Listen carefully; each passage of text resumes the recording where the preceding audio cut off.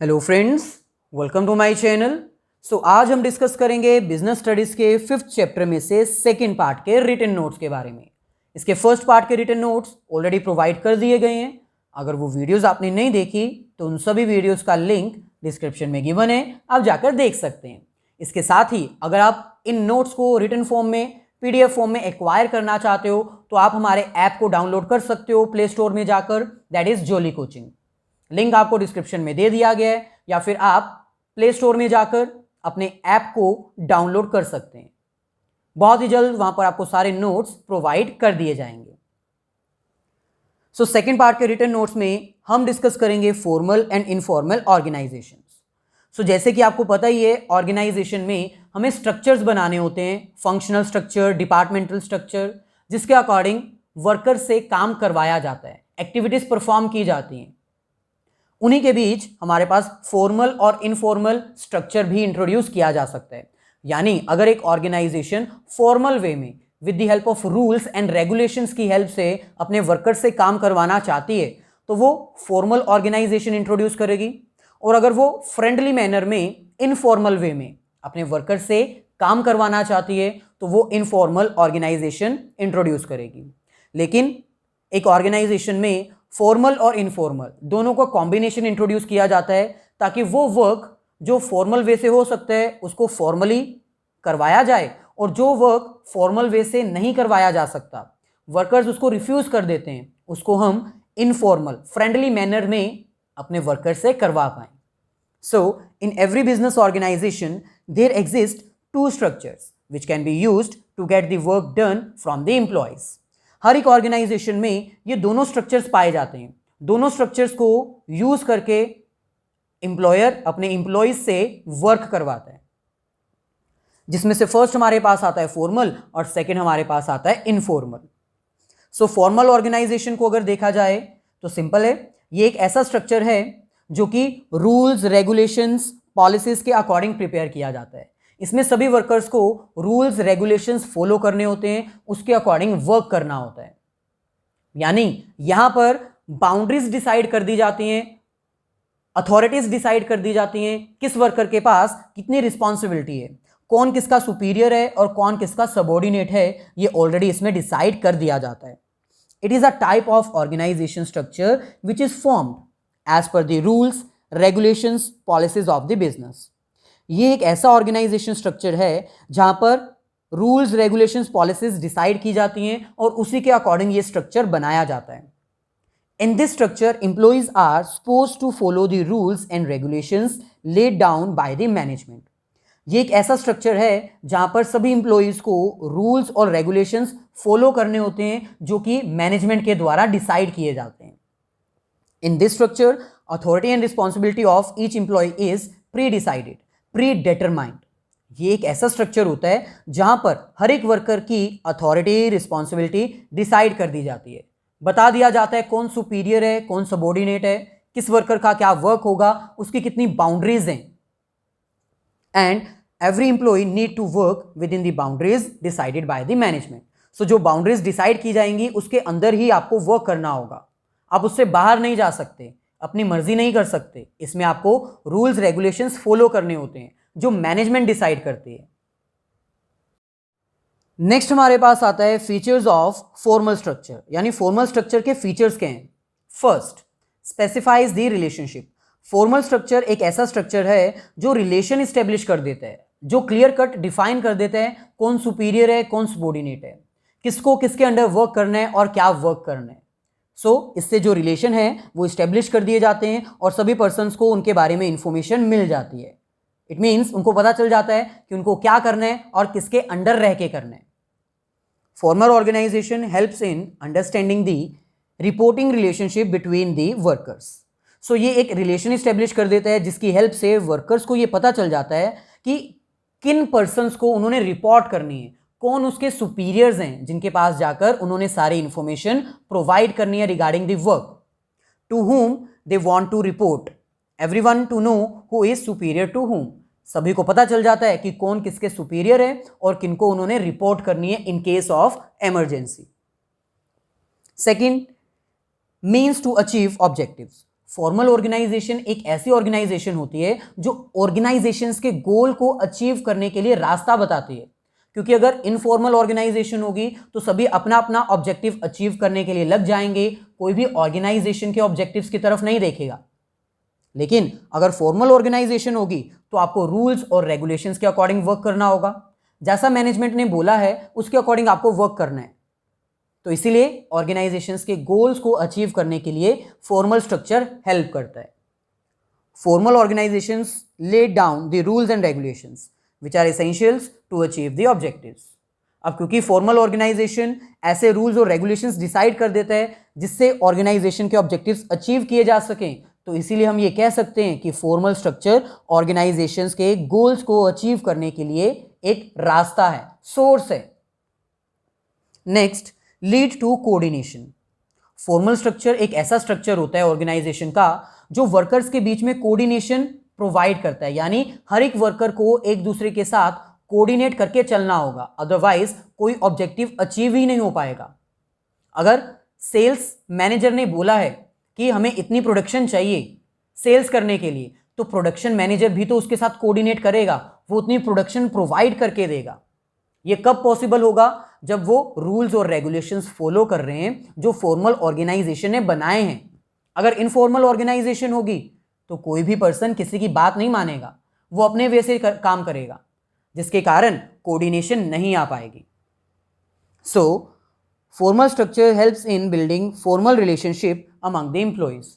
अब क्योंकि formal structure है इसलिए सभी को फॉर्मल रिलेशनशिप के अकॉर्डिंग वर्क करना होगा। They all know that if they want to achieve the objectives set by the management then the coordination is must. सबको पता है कि अगर वो अपना ऑर्गेनाइजेशन का ऑब्जेक्टिव अचीव करना चाहते हैं तो मैनेजमेंट ने जैसा बोला है उसके अकॉर्डिंग उनको कोऑर्डिनेट करना होगा। For that formal structure helps a lot as it establish the relationship between employees. So इसीलिए फॉर्मल स्ट्रक्चर होना बहुत ज़रूरी है, क्योंकि ये हेल्प करता है रिलेशन इस्टेब्लिश करने में, कोऑर्डिनेट करने में। ऐसे ही नेक्स्ट हमारे पास आता है डेलिब्रेटली क्रिएटेड। डेलिब्रेटली क्रिएटेड का मतलब है कि ये जो फॉर्मल ऑर्गेनाइजेशन है ये जानबूझ के क्रिएट की जाती है ताकि सबके बीच में एक रिलेशन बना रहे, सब एक दूसरे के साथ कोऑर्डिनेट करें और ऑर्गेनाइजेशन के ऑब्जेक्टिव्स की तरफ फोकस करें। किसी का अपना कोई ऑब्जेक्टिव ना हो, कोई रूल्स और रेगुलेशंस को तोड़े नहीं, फॉलो करता रहे, वायोलेट ना करे और ऑर्गेनाइजेशंस के गोल्स को अचीव करने के लिए हेल्प करता रहे। So the formal structures are created deliberately, यानी जानबूझ के क्रिएट किए जाते हैं, so that each and every employee get engage in the work process, ताकि सभी एम्प्लॉइज उस वर्क में वर्क करना स्टार्ट कर दें जिसमें मैनेजमेंट चाहती है, जिसके अकॉर्डिंग उन्होंने रूल्स और रेगुलेशंस इस्टेब्लिश किए हैं। All this leads to smooth working of business operations, ताकि बिजनेस के जितने भी ऑपरेशंस हैं वो स्मूथली वर्क करते रहें। Next, focus on performance. ये एक ऐसा स्ट्रक्चर है जहां पर पूरा फोकस किसके ऊपर किया जाता है? परफॉर्मेंस के ऊपर। यहां पर कोई सोशल नीड्स नहीं देखी जाती कि एक दूसरे को फ्रेंडली बिहेवियर चाहिए, किसी का सोशल हार्म नहीं होना चाहिए, यहां पर ऐसा कुछ नहीं देखा जाता। ये एक फॉर्मल ऑर्गेनाइजेशन है जहां पर आपको जैसे रूल्स रेगुलेशंस प्रोवाइड किए गए हैं उसके अकॉर्डिंग आपने सिर्फ वर्क करना है, सिर्फ परफॉर्मेंस करनी है और कोई आपकी सोशल नीड नहीं है, उसकी तरफ कोई ध्यान नहीं दिया जाएगा। The main objective of these organization is to get their work done from the employees। ये एक ऐसी ऑर्गेनाइजेशन है जिसका मेन मोटिव वर्कर से काम करवाना है, उनकी सोशल नीड्स सेटिस्फाई करना नहीं।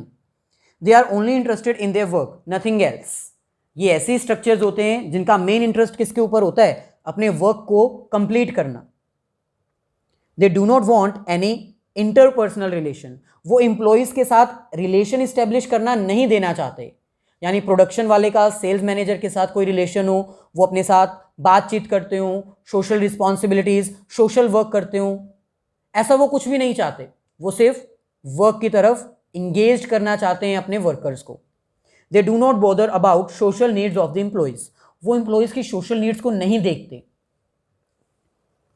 नेक्स्ट हमारे पास आता है एडवांटेजेस, यानी अगर एक ऑर्गेनाइजेशन में फॉर्मल स्ट्रक्चर होता है तो उसका क्या बेनिफिट होगा। First, fix responsibility.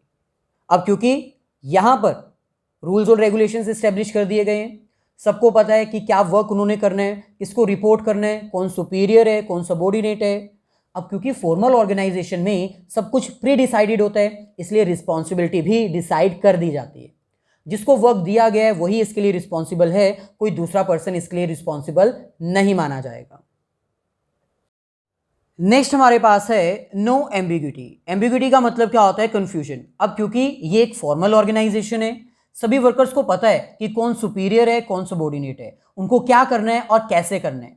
So it means ऐसी ऑर्गेनाइजेशन में, ऐसे स्ट्रक्चर में किसी को कोई कंफ्यूजन नहीं होगी, कोई वर्क का डुप्लीकेशन नहीं होगा और सारे वर्क्स अचीव भी हो जाएंगे। Next, unity of command. So unity of command का मतलब क्या होता है? एक टाइम पर एक सबॉर्डिनेट को एक ही सुपीरियर से ऑर्डर मिले, क्योंकि अगर ज्यादा सुपीरियर से उसको ऑर्डर मिलेगा तो वो कंफ्यूज हो जाएगा कि किसका वर्क उसको पहले करना चाहिए, करना भी चाहिए कि नहीं करना चाहिए। सो यहां पर यूनिटी ऑफ कमांड होती है, यानी एक टाइम पर एक ही सुपीरियर से एक सबॉर्डिनेट को ऑर्डर जाता है, क्योंकि सबको पता है कि कौन सुपीरियर है, कौन सबॉर्डिनेट है, क्या उनकी अथॉरिटीज हैं, क्या रिस्पॉन्सिबिलिटीज हैं, क्या वर्क उन्होंने करना है और कैसे करना है। सो क्योंकि हर एक इंफॉर्मेशन उनको पता है, सो यहां पर कोई कंफ्यूजन नहीं होती, कोई डबल ऑर्डर किसी के पास नहीं पास होते। नेक्स्ट हमारे पास है अकम्प्लिशमेंट ऑफ गोल्स। यानी अगर आपका फॉर्मल स्ट्रक्चर होता है तो ऑर्गेनाइजेशंस के गोल्स को अचीव करना बहुत ईजी हो जाता है, क्योंकि सबको पता है कि कौन सुपीरियर है, कौन सबॉर्डिनेट है, किनके अंडर उन्होंने वर्क करना है, अगर कोई इमरजेंसी की सिचुएशन आती है तो किसको रिपोर्ट करना है। अब क्योंकि फ्यूचर प्लान्स प्री डिसाइडेड है, सबको पता है कि उन्होंने कैसे करना है, सो इसलिए सभी जो हैं वो फोकस्ड होते हैं टूवर्ड द गोल, यानी ऑर्गेनाइजेशन के गोल की तरफ वो फोकस करते हैं और उसको अचीव करते हैं। किसी का अपना कोई पर्सनल गोल उसमें इंटरफेयर नहीं कर पाता, क्योंकि आपको रूल्स और रेगुलेशंस के अकॉर्डिंग वर्क करना होता है। नेक्स्ट हमारे पास आता है स्टेबिलिटी इन दी ऑर्गेनाइजेशन। मतलब ऑर्गेनाइजेशन में ज़्यादा कुछ चेंजेस करने की हमें ज़रूरत नहीं पड़ती, और अगर कुछ चेंजेस करने भी होते हैं तो वो प्री डिसाइडेड हो जाते हैं, एडवांस में डिसाइड कर लिए जाते हैं, ताकि उसका कोई ऑर्गेनाइजेशन की वर्किंग के ऊपर कोई इफेक्ट ना पड़े।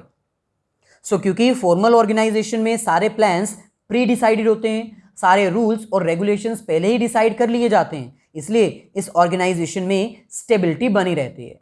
और अगर कोई चेंजेस करने होते हैं तो वो भी प्री डिसाइडेड फॉर्म में किए जाते हैं, ताकि वर्किंग को स्टॉप ना करना पड़े। नेक्स्ट हमारे पास है लिमिटेशंस, यानी फॉर्मल ऑर्गेनाइजेशंस की कुछ कमियां भी हैं। फर्स्ट हमारे पास है डिले इन डिसीजन मेकिंग। अगर आपका स्ट्रक्चर एक फॉर्मल स्ट्रक्चर है, आपको रूल्स और रेगुलेशंस फॉलो करने पड़ते हैं। अगर आपको कोई भी इंफॉर्मेशन एक प्लेस से दूसरे प्लेस पे सप्लाई करनी है तो आपको एक चेन फॉलो करनी होती है। आपको कोई भी डिसीजन लेना है तो मैनेजमेंट से पूछना होता है। सो अगर फॉर्मल स्ट्रक्चर है तो आपका डिसीजन लेने में बहुत ज़्यादा डिले हो जाएगा। अगर आपकी कोई ऐसी अपॉर्चुनिटी आई है जिसका डिसीजन आपको इमीडिएटली लेना है, तो हो सकता है वो अपॉर्चुनिटी आपके हाथ से निकल जाए, क्योंकि आपने इमीडिएटली डिसीजन नहीं लिया। सो ये सबसे बड़ी ड्रॉबैक है कि अगर आप फॉर्मल वे में रूल्स रेगुलेशंस को फॉलो करते हुए कुछ डिसीजन लेना चाहते हो तो डिसीजन लेने में आपको डिले हो सकता है और एक अच्छी अपॉर्चुनिटी आपके हाथ से जा सकती है। नेक्स्ट, रॉन्ग और पुअर प्रैक्टिसेस। कई बार ऑर्गेनाइजेशन में कुछ ऐसे रूल्स रेगुलेशंस अप्लाई कर दिए जाते हैं जो सही नहीं माने जाते, like no involvement of middle और lower level of management in decisions. जैसे कई बार मैनेजमेंट ये रूल पास कर देती है कि जो भी डिसीजंस लिए जाएंगे वो टॉप मैनेजमेंट अपने आप लेगी, मिडल और लोअर को इन्वॉल्व नहीं किया जाएगा, उनसे राय नहीं ली जाएगी, उनसे कोई इन्वॉल्वमेंट नहीं ली जाएगी, उनको सिर्फ ऑर्डर दिया जाएगा और उसके अकॉर्डिंग उन्होंने वर्क कर देने। तो कई बार ये रूल बहुत गलत साबित हो जाता है, क्योंकि जो क्रिएटिविटी मिडल और लोअर के पास होती है वो कई बार टॉप मैनेजमेंट के माइंड में नहीं आ पाती और वो गलत डिसीजन ले लेते हैं। सो कुछ ऐसे रूल्स भी होते हैं जो फॉर्मल ऑर्गेनाइजेशन में फॉलो किए जाएं तो वो पुअर प्रैक्टिसेस माने जाते हैं। नेक्स्ट हमारे पास आता है difficult to predict human nature. अब ऑर्गेनाइजेशन चाहे फॉर्मल हो चाहे इनफॉर्मल हो, चाहे हम जितने मर्जी रूल्स और रेगुलेशंस अप्लाई करते रहें, लेकिन एक ह्यूमन का बिहेवियर, उसका जो नेचर है वो हम चेंज नहीं कर सकते। हम उसके नेचर को प्रिडिक्ट नहीं कर सकते कि फ्यूचर में वो कैसे रिएक्ट करेगा। रूल्स एंड रेगुलेशंस वो पॉजिटिव वे में डिसाइड करेगा या फिर नेगेटिव वे में डिसाइड करेगा। सो जितने मर्जी रूल्स और रेगुलेशंस बना दिए जाएं, जितनी मर्जी बाउंड्रीज डिसाइड कर दी जाएं, लेकिन ह्यूमन के बिहेवियर को हम प्रिडिक्ट नहीं कर सकते। Fourth, ignores social needs. सबसे बड़ी लिमिटेशन फॉर्मल ऑर्गेनाइजेशन की यही है कि वो सोशल नीड्स को इग्नोर कर देता है। हर एक ह्यूमन बीइंग की सोशल नीड्स होती हैं, वो एक दूसरे के साथ इंटरेक्ट करना चाहते हैं, बातचीत करना चाहते हैं, वो उनकी सोशल नीड्स हैं। आइसोलेशंस में वो रहकर वर्क नहीं कर पाएंगे। सो फॉर्मल ऑर्गेनाइजेशन में सोशल नीड्स के ऊपर कोई भी ध्यान नहीं दिया जाता। फॉर्मल ऑर्गेनाइजेशन सिर्फ कंस्ट्रक्ट की जाती है परफॉर्मेंस के लिए, वर्क के लिए। उसमें एम्प्लॉयज के रिलेशन को इस्टेब्लिश नहीं किया जाता, जिसकी वजह से एम्प्लॉयज जो हैं वो मोटिवेटेड फील नहीं करते और वो उतना हार्ड वर्क नहीं कर पाते जितना उनको करना चाहिए। So this structure focuses on the achievement of objectives by strictly implementing rules and regulations.